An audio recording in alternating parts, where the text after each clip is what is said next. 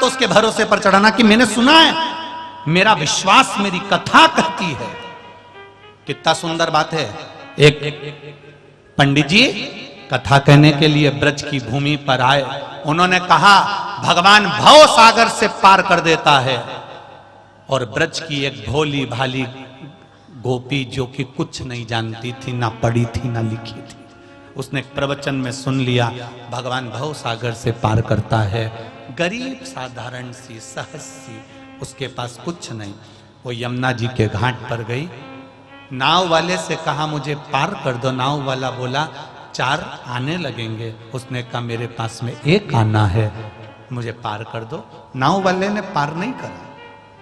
उस गोपी के मन में आया कि पंडित जी कह रहे थे भगवान भव सागर पार करता है, तो क्या यमुना पार नहीं कर सकता? उसने यमुना जी से कहा माँ यमुना मुझे पार कर दो।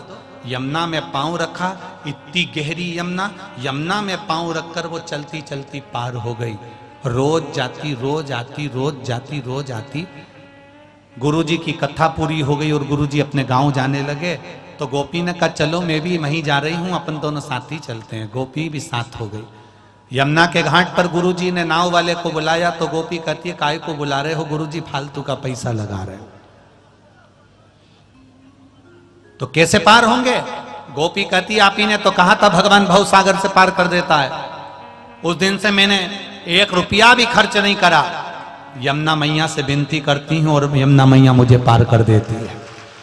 पंडित जी बोले ऐसा होता है क्या? पागलों जैसी बात करती है, यमुना इतनी गहरी है, ऐसे कोई पार हो जाएगा? नहीं पंडित जी, आप ही ने कहा था, उस दिन से मैंने 1 रुपया खर्च नहीं करा। अरे तो ऐसा कोई होता है क्या? गोपी कहती क्यों नहीं होता, मैं यमुना मैया से विनती करूं। यमुना से विनती करी, गोपी निकल कर चली, यमुना पर पांव रख रख कर चली। पंडित जी ने कहा गजब हो गया। पंडित जी ने कहा चलो मैं भी पांव रख देता हूं। जो पंडित जी ने पांव रखा तो यमुना में डूबने लगे। गोपी ने उनका हाथ पकड़कर खींचा और पार लेकर चली गई। क्योंकि कहने वाला कथा कह देता है, बोलने वाला कई मिलेंगे जो बोल देते हैं, पर उनका विश्वास परमात्मा पर टिक नहीं पाता है।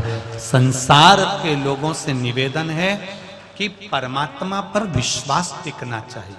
और ये हमारा खुद का अनुभव कहता है और विश्वास कहता है कि मेरा महादेव आता जरूर है और निभाता जरूर है। आएगा और निभाएगा,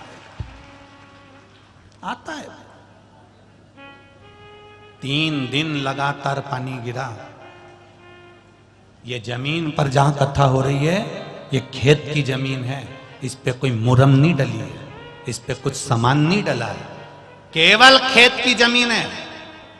और खेत की जमीन में पानी गिर जाए तो 3 दिन लगातार पानी गिरना और रात भर 2 बजे से गिरना चालू हो जाना, सुबह तक गिरना। और सुबह तक गिरने के बाद वही भोजनशाला टेंट के अंदर, ना उसके ऊपर कोई टीन है ना कोई तिरपाल है, कपड़े के टेंट के अंदर भोजन बन रहा है। और यहाँ लोग लाखों की संख्या में आए हैं। वो चला रहा है, चल रही है, वो सुना रहा है, सुन रहे हैं। किसी की सामर्थ्यता नहीं कि कोई कर ले। अच्छे से अच्छा व्यक्ति भी हार जाता है जब खुद के घर की शादी होती है और पानी गिर जाए तो पसीने टपकने लगते हैं। यहाँ किसी का पसीना नहीं टपका, यहाँ प्रेम टपका। एक जरा सी शादी में तुम्हारे यहाँ पानी आ जाए उथल पुथल हो जाती है। यहाँ लाखों जनता पंडाल के अंदर, हजारों जनता रुक रही थी। प्रतिदिन बाबा कहीं ना कहीं रूप में आ रहे थे। 2 दिन से लगातार बाबा इधर से उधर घूमे, कहीं सांप के रूप में, कहीं कहीं रूप में, कहीं कहीं रूप में, रोज घूमते रहे आधी आधी रात को। और माताएं, बोलो सही है कि गलत है, माताएं हाथ जोड़ के कह देती बाबा कहाँ से आए हो, चलो जाओ, यहाँ बहुत सारे लोग रह रहे हैं। और बाबा घूमते घूमते इधर से उधर निकल जाते। ये शिव नहीं तो और क्या है, ये शंकर नहीं तो और क्या है।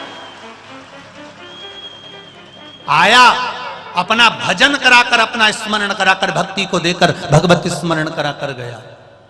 एलईडी चालू कर दो आसपास की सब भगवत भजन में लीन रही है। उसके ऊपर भरोसा कर कर देखिए, उसके ऊपर विश्वास कर कर देखिए, उस पर दृढ़ता बना कर देखिए, वो साध लेगा।